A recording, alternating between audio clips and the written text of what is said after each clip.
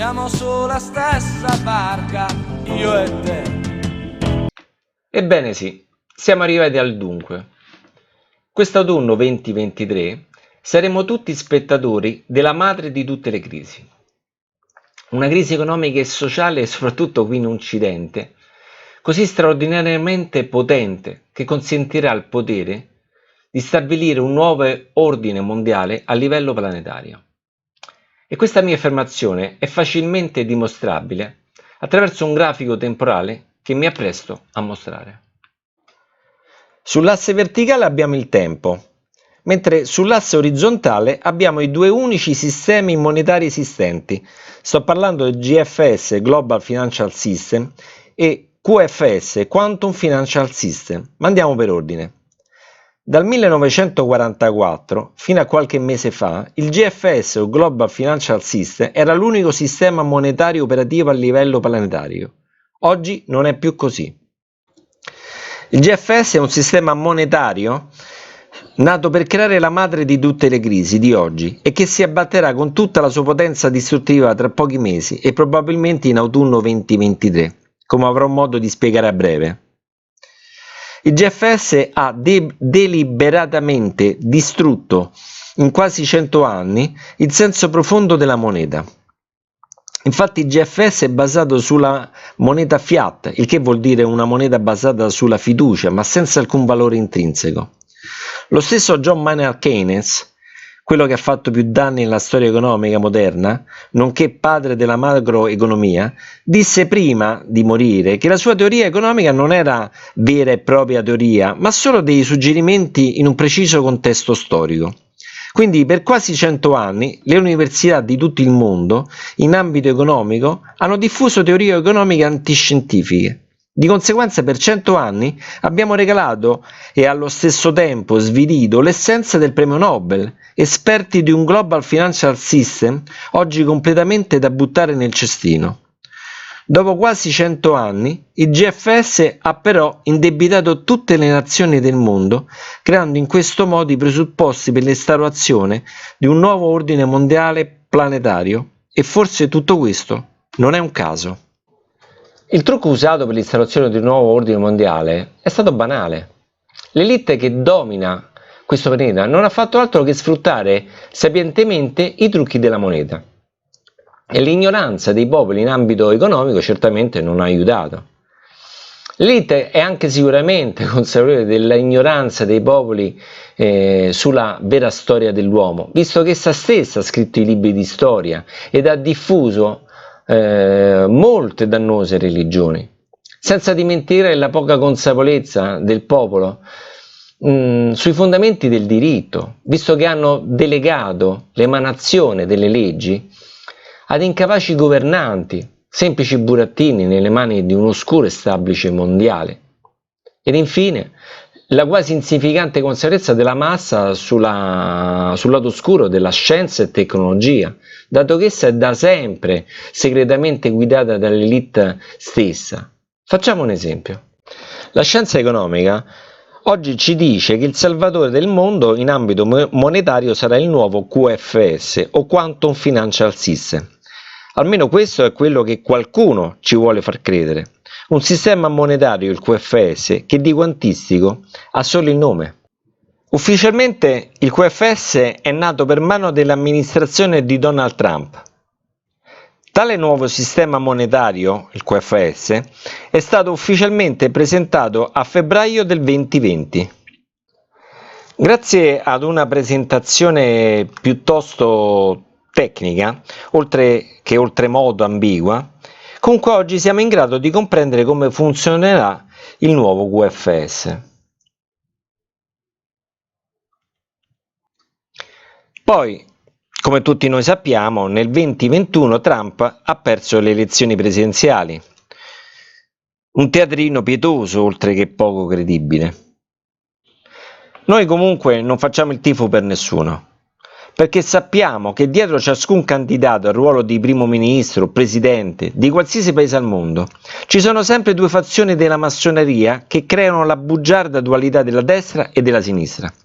Per quanto riguarda gli USA, Donald Trump appartiene alla cosiddetta massoneria bianca, mentre l'attuale presidente degli Stati Uniti, Joe Biden, appartiene alla cosiddetta massoneria nera. Ma al di là dei nomi, bianca o nera che sia, sempre di massoneria stiamo parlando. E tale elite che esercita questo dominio, questo immenso potere su tutta l'umanità del pianeta, ha origini che si perdono nel tempo. Abbandoniamo i luoghi comuni che ci fanno sperare che la massoneria bianca presto verrà in nostro soccorso, liberandoci dalle fauci della cattiva massoneria nera. Smettiamo una volta per tutte di credere a queste favole. Nessuno fa niente per niente. È da millenni che il potere si divide in queste due false polarità. Il potere, in realtà, è un serpente a due teste, ma il serpente è uno solo. Il sistema GFS è ormai al collasso. Il GFS ha fatto il suo sporco lavoro, ha destabilizzato il mondo intero creando presupposti per l'instaurazione planetaria di un nuovo ordine mondiale. Una società distopica dove tutti i popoli del mondo saranno assoggettati da un pugno di plutocrati. Il QFS invece, quale falso salvatore della patria, sta per prendere il posto del GFS a livello mondiale.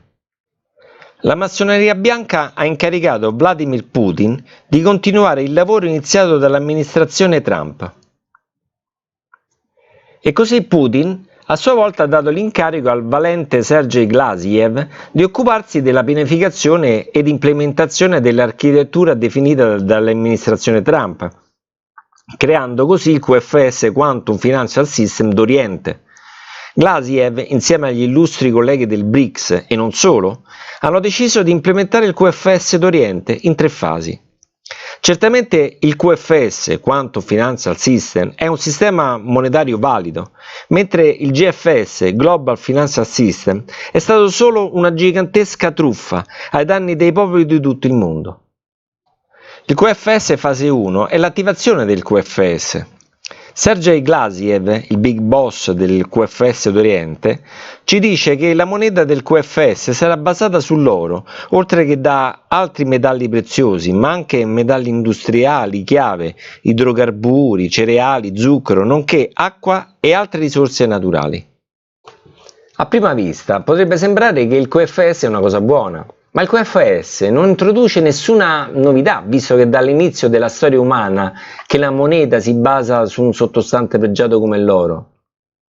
Ad esempio JP Morgan nel 1912, prima di morire, affermò solo l'oro è denaro, tutto il resto è credito.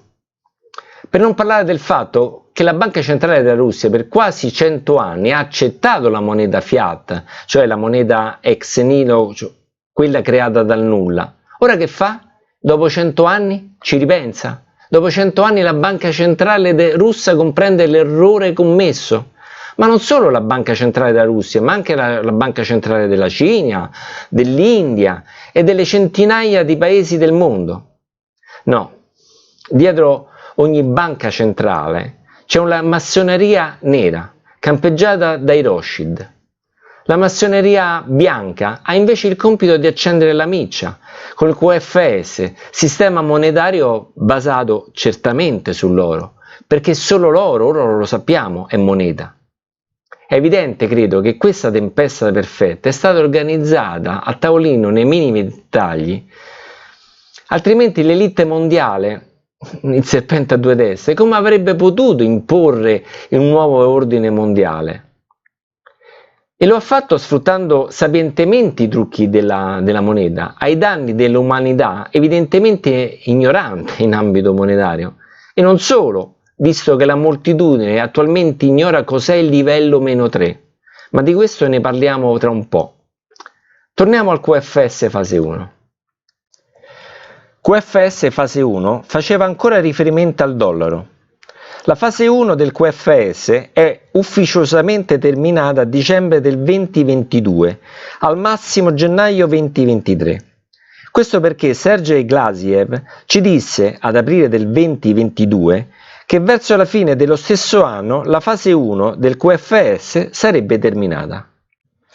Ufficiosamente QFS fase 2 è iniziata a febbraio 2023.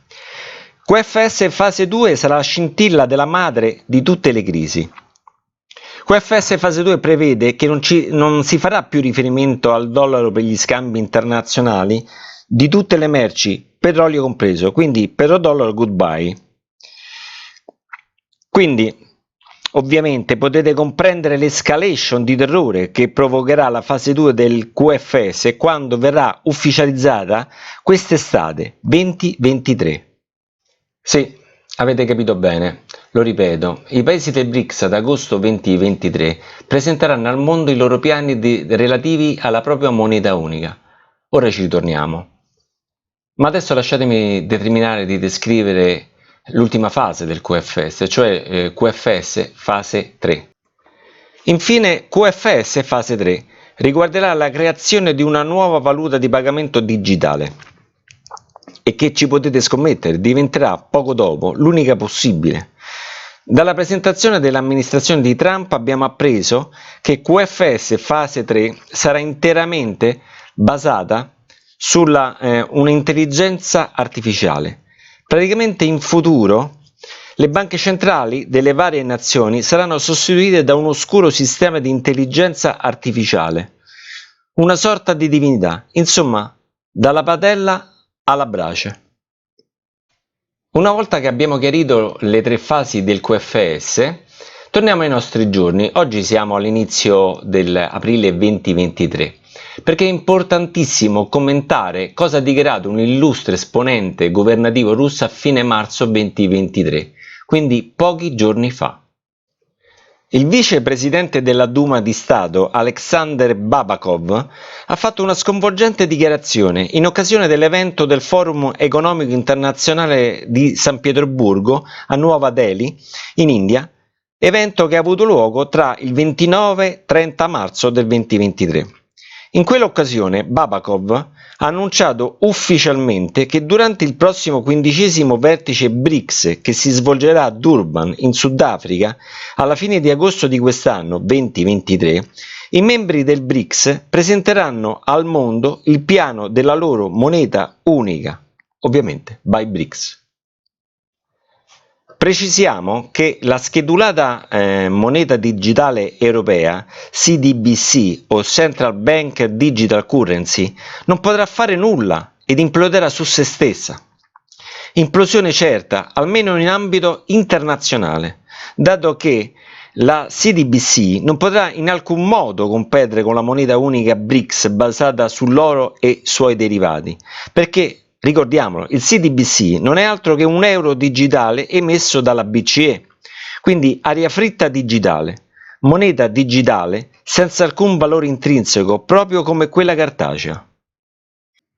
Come se non bastasse, prima del 30 marzo 2023, quindi prima della dichiarazione di Alexander Babakov, numerosi ed illustri economisti avevano previsto per l'autunno 2023 il probabile default economico degli Stati Uniti d'America.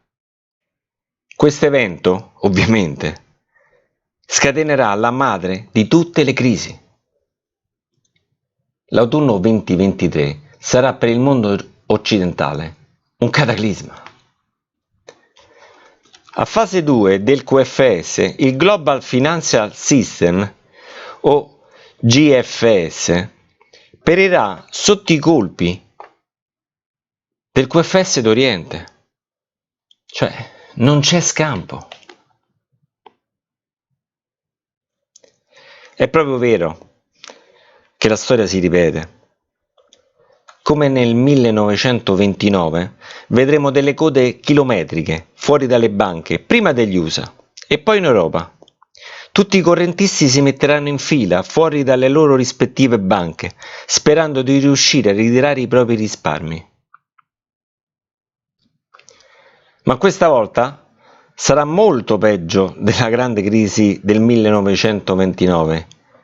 Molto peggio. Anzi, la Grande Depressione del 1929, la storia la considererà solo un brutto raffreddore in confronto a quello che ci aspetterà tra qualche mese.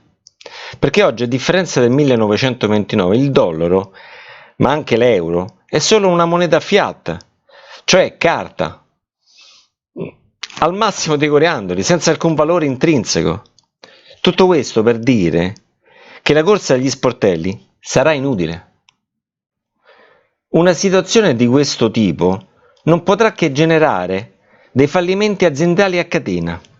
La disoccupazione salirà vertiginosamente. Moltissimi lavori scompariranno completamente, soprattutto quelli in ambito finanziario speculativo. La sola cosa buona sarà quella che molti utili idioti, che fino ad oggi hanno ricoperto ruoli strategici all'interno della nostra società, perderanno il loro lavoro, perché il potere li riunirà tutti da una parte per poi tirare la catena, e di questo siamo molto contenti.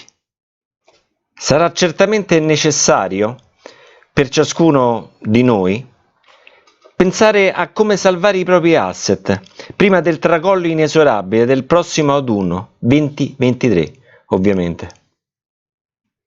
Pensare di investire sul mattone non è più un'idea intelligente, e questo grazie al Parlamento europeo e la sua assurda direttiva Case Green, compromettendo volutamente il mercato immobiliare potenzialmente di un meno 40%.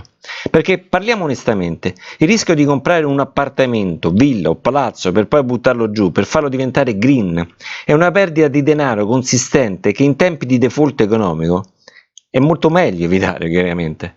Il cosiddetto bonus case green concesso dalla EU si applica solo sulle case nuove di zecca e non sulle ristrutturazioni, almeno fino ad oggi. Immagino che coloro che credono a questa tragica previsione per l'autunno 2023 stanno probabilmente pensando ad investire i propri denari fino a quando avranno valore, comprando oro o bitcoin, ammesso che il bitcoin sia una buona idea. In ogni caso, convertire i propri risparmi in oro o bitcoin non sarà affatto sufficiente. Questo disastro economico ci costringerà finalmente a ritornare al passato e dare valore alle cose vere, forse comprare un terreno con il suo pozzo d'acqua e lì costruire la nostra casa green, sapendo che la madre terra è la madre anche dell'oro. L'oro non si mangia. Mentre tutti noi saremo impegnati a limitare i danni cercando di trovare una soluzione al disastro economico che ci troviamo davanti, il potere andrà avanti col suo programma di dominio dell'uomo sull'uomo e forse a febbraio del 2024, al massimo nel 2025, il potere attiverà la fase 3 del QFS.